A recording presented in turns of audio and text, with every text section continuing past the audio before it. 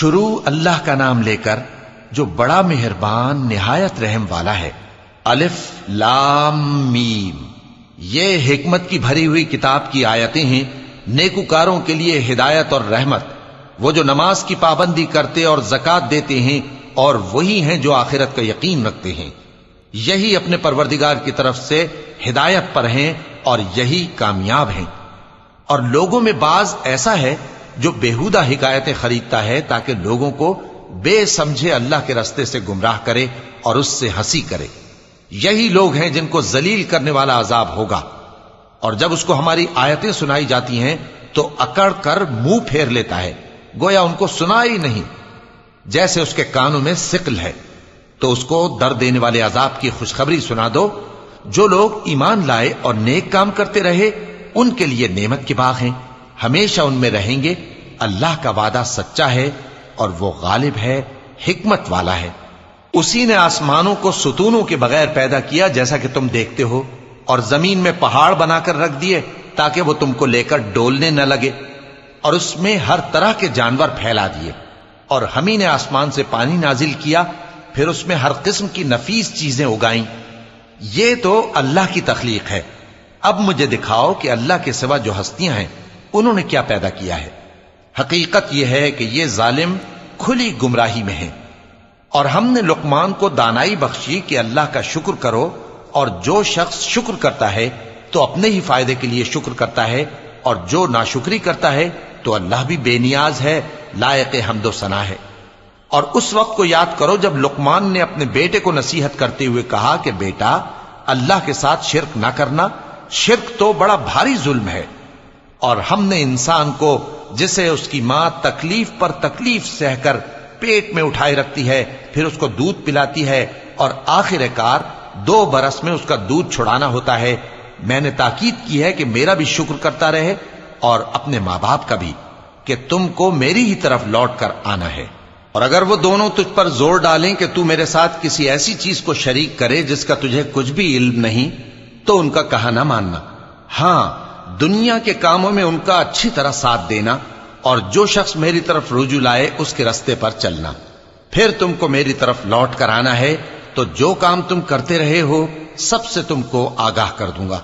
لقمان نے یہ بھی کہا کہ بیٹا، اگر کوئی عمل چاہے رائی کے دانے کے برابر بھی چھوٹا ہو، اور ہو بھی کسی پتھر کے اندر یا آسمانوں میں مخفی ہو یا زمین میں، اللہ اس کو قیامت کے دن لا موجود کرے گا۔ کچھ شک نہیں کہ اللہ باریک بین ہے، خبردار ہے۔ بیٹا، نماز کی پابندی رکھنا اور لوگوں کو اچھے کاموں کے کرنے کا مشورہ دیتے رہنا، بری باتوں سے منع کرتے رہنا، اور جو مصیبت تجھ پر واقع ہو اس پر صبر کرنا، بے شک یہ بڑی ہمت کے کام ہیں۔ اور تکبر کرتے ہوئے لوگوں کے سامنے گال نہ پھلانا اور زمین میں اکڑ کر نہ چلنا، اس لیے کہ اللہ کسی اترانے والے شیخی خورے کو پسند نہیں کرتا۔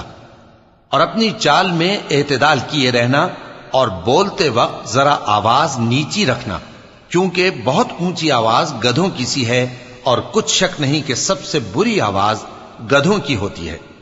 کیا تم نے نہیں دیکھا کہ جو کچھ آسمانوں میں اور جو کچھ زمین میں ہے سب کو اللہ نے تمہارے قابو میں کر دیا ہے، اور تم پر اپنی ظاہری اور باطنی نعمتیں پوری کر دی ہیں۔ اور بعض لوگ ایسے ہیں کہ اللہ کے بارے میں جھگڑتے ہیں، نہ علم رکھتے ہیں اور نہ ہدایت اور نہ کتاب روشن۔ اور جب ان سے کہا جاتا ہے کہ جو کتاب اللہ نے نازل فرمائی ہے اس کی پیروی کرو، تو کہتے ہیں کہ ہم تو اسی کی پیروی کریں گے جس پر ہم نے اپنے باپ دادوں کو پایا۔ بھلا اگرچہ شیطان ان کو دوزخ کے عذاب کی طرف بلاتا ہو تب بھی۔ اور جو شخص اپنے آپ کو اللہ کا فرما بردار کر دے اور نیکوکار بھی ہو تو اس نے مضبوط کڑا تھام لیا، اور سب کاموں کا انجام اللہ ہی کی طرف ہے۔ اور جو کفر کرے تو اس کا کفر تمہیں غمناک نہ کر دے۔ ان کو ہماری طرف لوٹ کر آنا ہے، پھر جو کام وہ کیا کرتے تھے ہم ان کو جتا دیں گے۔ بے شک اللہ دلوں کی باتوں سے بھی واقف ہے۔ ہم ان کو تھوڑا سا فائدہ پہنچائیں گے، پھر عذاب شدید کی طرف مجبور کر کے لے جائیں گے۔ اور اگر تم ان سے پوچھو کہ آسمانوں اور زمین کو کس نے پیدا کیا، تو بول اٹھیں گے کہ اللہ نے۔ کہہ دو کہ اللہ کا شکر ہے، لیکن ان میں اکثر سمجھ نہیں رکھتے۔ جو کچھ آسمانوں اور زمین میں ہے سب اللہ ہی کا ہے، بے شک اللہ بے نیاز ہے، لائق حمد و ثنا ہے۔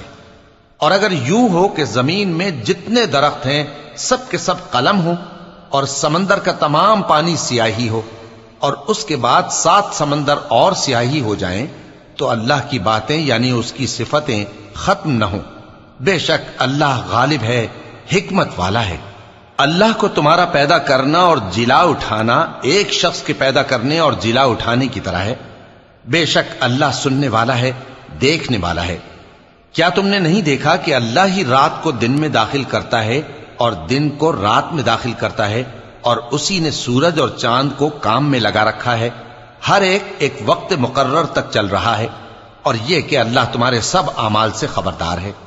یہ اس لیے کہ اللہ کی ذات ہی برحق ہے، اور جس کو یہ لوگ اللہ کے سوا پکارتے ہیں وہ سب باطل ہے، اور یہ کہ اللہ ہی عالی رتبہ ہے، گرامی قدر ہے۔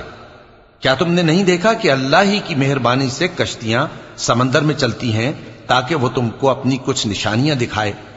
بے شک اس میں ہر صبر کرنے والے، شکر کرنے والے کے لیے نشانیاں ہیں۔